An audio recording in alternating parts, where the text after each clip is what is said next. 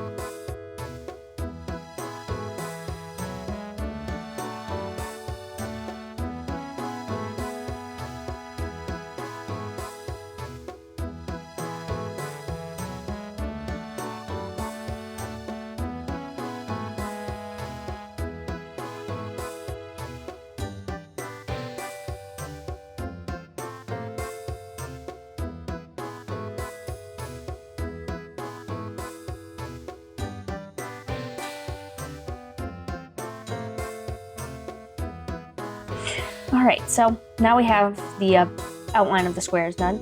Now, when you try this yourself, it's okay if the lines aren't all the same thickness throughout each square.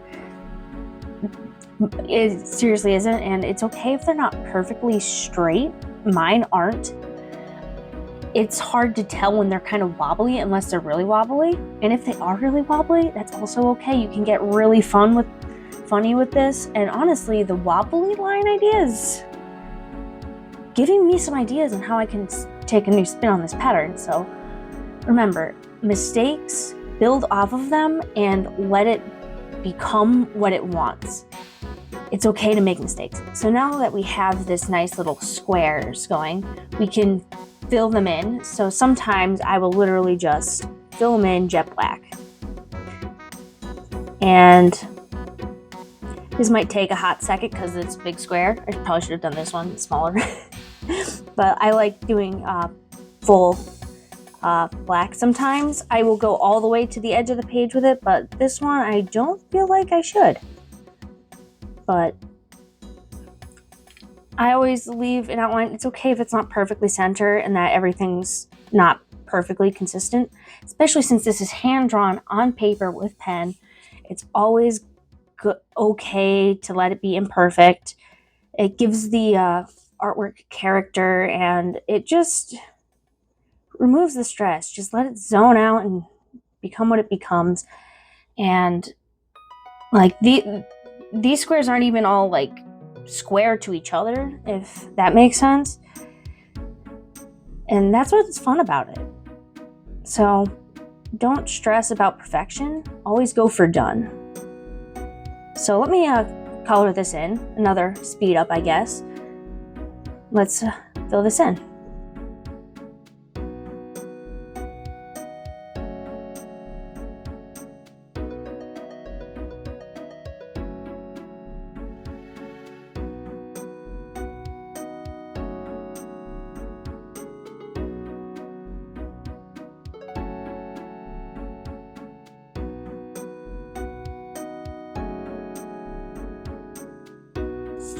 All right, so I did both because I have an idea for this one. So we'll move into the next set of squares, and this one I want to do just concentric lines.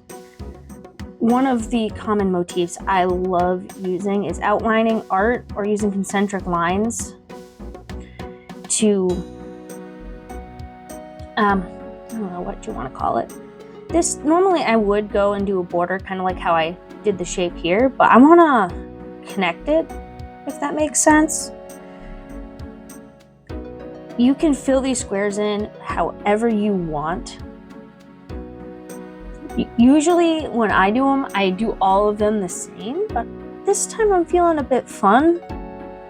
And since this is going to be the centerpiece of this artwork, having it different in like pattern, I guess you could call it. I really don't know how to describe this. I've always just kind of made the art, so teaching somebody how to do this is definitely weird, but I'll get better as we get better. And honestly, I'm already seeing benefits of teaching the internet how to do this because, one, I've already got ideas on new ways to create patterns just from describing how I make it. So this is fantastic. So we're going to do concentric lines just like so. And if they're not perfect and the spacing in between them isn't perfect, as always, that's fine. And keep in mind, I'm able to get these lines pretty straight and bold because I have been drawing patterns like this since I was a kid. I've always just drawn abstract art, and as you go, you're gonna see little things you wanna go and fix and adjust. That is completely fine. Just because you drew it one way doesn't mean it has to stay one way. Fabulous. But I've been drawing bold lines. Like, one thing I always did on worksheets in school was the line you had to write your answer on, I would draw over it and make it thicker. No teacher ever said anything about it, but I would always like outline in bold letters and stuff like that. So I have probably a decade of practice at this point. So if you try this and your lines don't look as good, don't feel discouraged. Practice. Literally, like, just practice. One way you could practice getting lines bold is find a piece of lined notebook paper and just draw over the notebook lines. Thicken them up. Because that way you have a nice straight line to start with, and you can work on improving your dexterity, your hand, and it'll overall improve your work. Remember, practice is perfect, and when you're drawing, you're gonna have shaky lines, you're gonna have unique texture, and one thing you can always do is lean into that and really come up with something fun.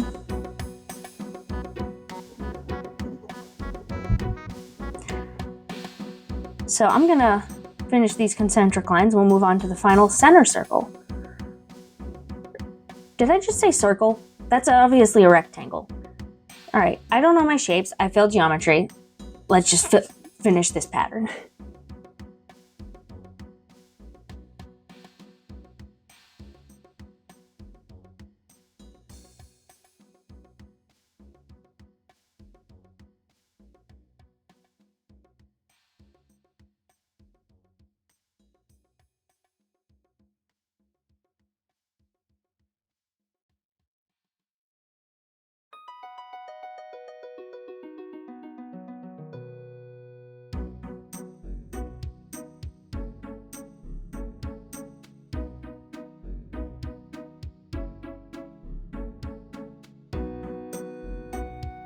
All right, so finally, the last square.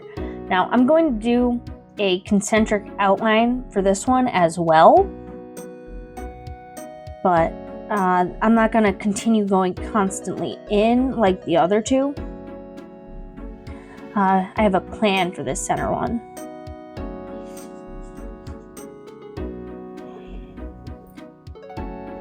Now, if you do something like this, don't get upset if they don't all match and have the exact same amount of squares, especially if you start like I started with haphazard squares, because then they're not going to be the same size or exact same shape or angle.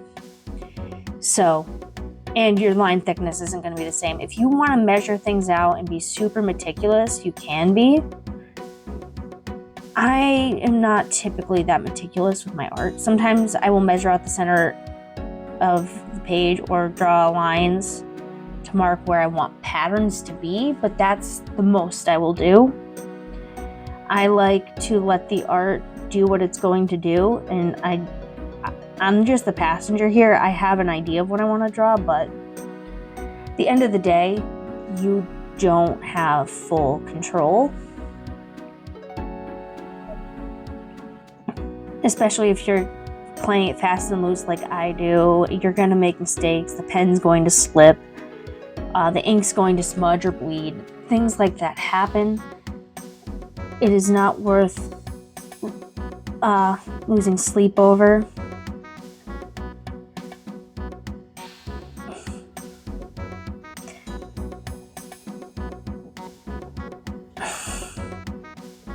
And as always, I like turning the page. Nice rotating, because my hand, I don't know, it just moves best this way to get the lines I like. So I always will be spinning it. It's just how I am. That's why I have space on this desk. If you want to not spin the page and you want to teach your hand how to move the way it needs to get the lines without turning the page, go ahead. I just think it's easier to get a consistent line with just focusing on one motion with the pencil. All right, the inside of this doesn't have to be perfect because we are going to be putting abstract patterns in here. Now, I kind of refer to this style of pattern that I'm putting in here, the everything but the kitchen sink, or the it's throwing the spaghetti at the wall. It's just whatever I feel like doing. Zoning out when patterns grow and develop. Doing a whole page of this is difficult. I've done it before, and I have another drawing I started that is doing that as well. But it just takes a while since there's no consistent pattern. You can't just bang it out real quick.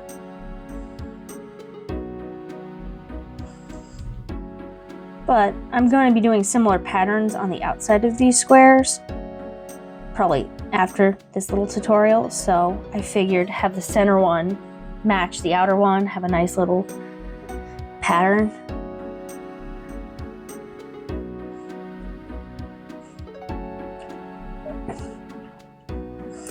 And I have videos where I've done similar artwork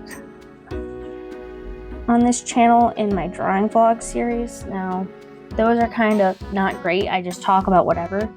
This is going to be more focused.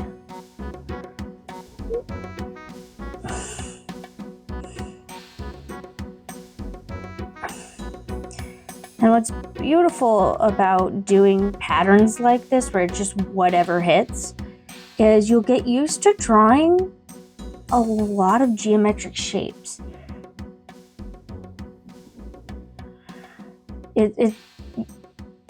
Your lines will become straighter and less shaky as time goes on. So it's really programming that muscle memory and steadiness into your hand. And you can fill these squares with whatever you want.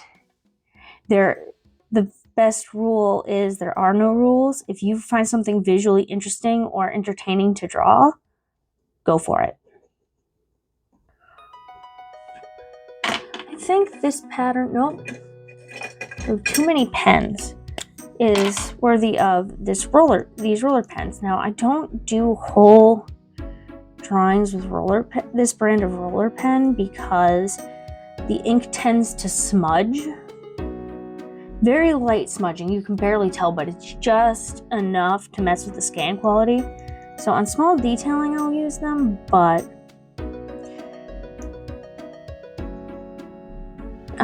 for the vast majority of the drawing, I'll use the ballpoint pens. They're both the same brand, but for some reason, the gel in these roller pens smudges while the ballpoints don't. It's weird. And we'd be here significantly longer if I tried doing all these patterns with roller pens, simply because they're so fine.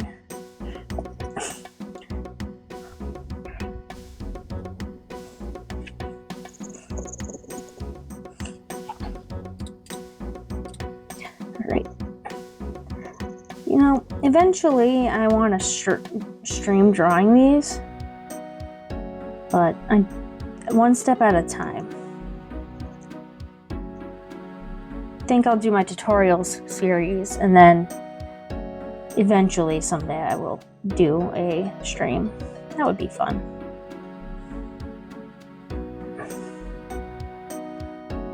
All right, this is going fast because it's a nice small area. When you have a bigger area, it gets a little more difficult.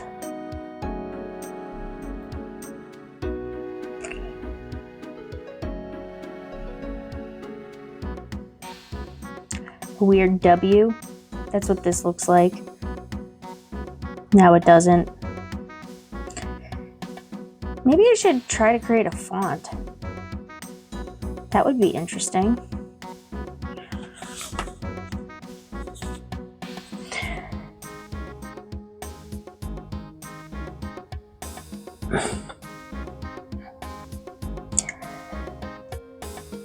So this kind of pattern that I'm filling it in with is great for coloring pages, because as is, you can just color in between the lines and it's, you know, interesting. And then if you color invert it, all the little segments become white, so you can color those in instead. So it's really versatile. If you're just drawing for abstract art purposes, it's still very visually interesting. And of course, my hand is smudging. Why is it smudging so much? Maybe I should experiment with new gel pens.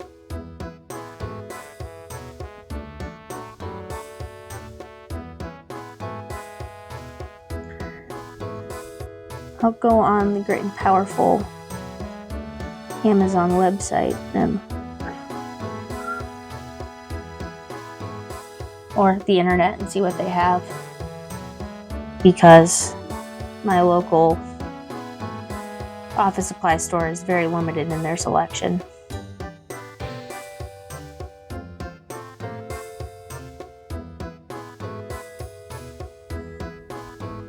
But this is something you can do with any material. I like gel pens because they write so smooth.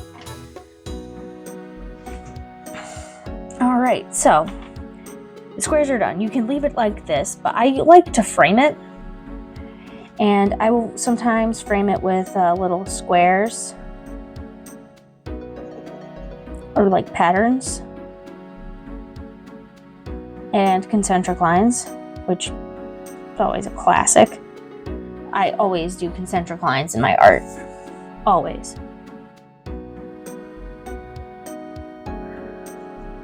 It is something that pretty much every drawing I do will have at least somewhere in it. Don't know why, it feels right. That pen is not cooperating.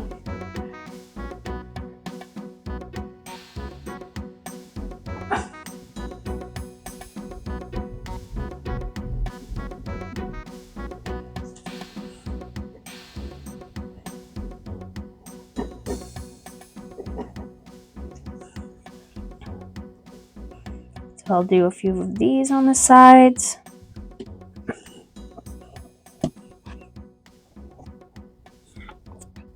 That just builds up the pattern and makes it look a lot more unique. And just gives it a cool little vibe, I guess you could say.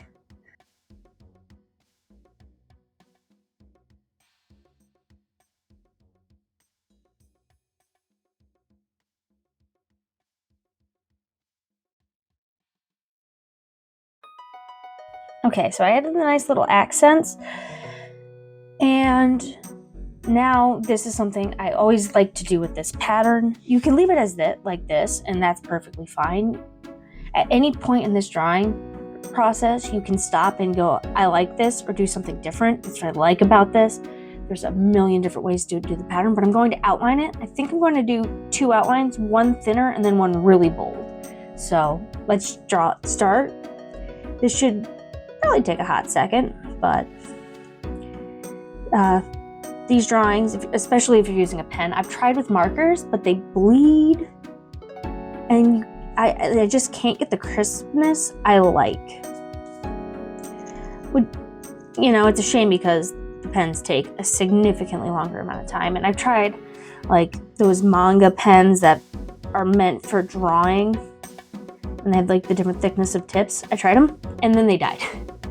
Not even through one drawing, the $14 pens died. So I prefer cheaper gel pens because they simply last longer and they give me the texture and consistency I like. The only drawback is not every gel pen is made equal, and not all ballpoint pens are made the same. I'm actually going to start searching for a new brand of pen. It's meant for drawing but are non-smudge ink or gel ink. But in all seriousness, use whatever type. If you want to do this in pencil, you can do this in pencil. I don't do it in pencil because, oh my gosh, I'm left-handed and this would smear like crazy. So use whatever ink, graphite, if you want to attempt to do this in charcoal, have fun, but whatever you want to do. There is no wrong medium. If you want to try doing this in color, I do like adding color, but I have a few different methods of coloring, which I will show off eventually.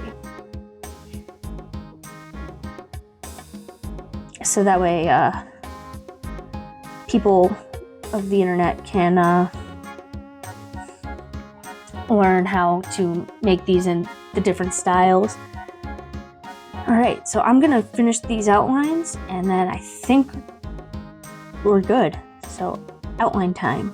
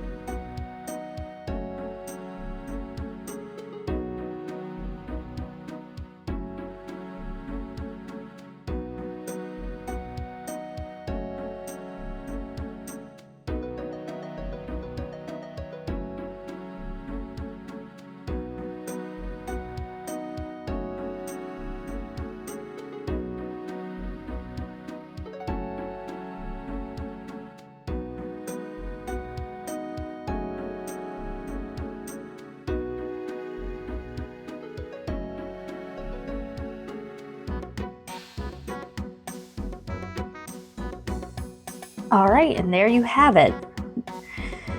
This amount of drawing took me a little over an hour. I will be speeding up some of the sections where I'm not talking and just drawing.